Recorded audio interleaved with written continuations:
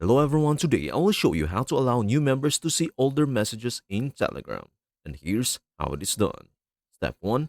Open the Telegram app on your device. Locate the Telegram icon on your home screen or in the app drawer and tap on it to open the app.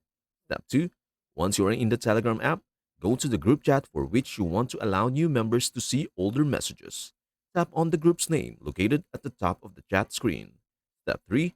In the group information page, tap on the pencil icon or a similar edit option to access the group settings. Step 4. Look for the chat history option. Tap on it to open the chat history settings. Step 5. Within the chat history settings, locate the visible option and tap on it. This will ensure that new members can see the older messages in the group chat. By following these steps, you can easily allow new members to see older messages in your Telegram group chat, ensuring a seamless integration for everyone joining the conversation. Thank you for watching, and we will see you in the next video. That is everything you need to know about how to allow new members to see older messages in Telegram. Before we end, may I humbly ask you a favor? Please do like, share, and subscribe to our channel.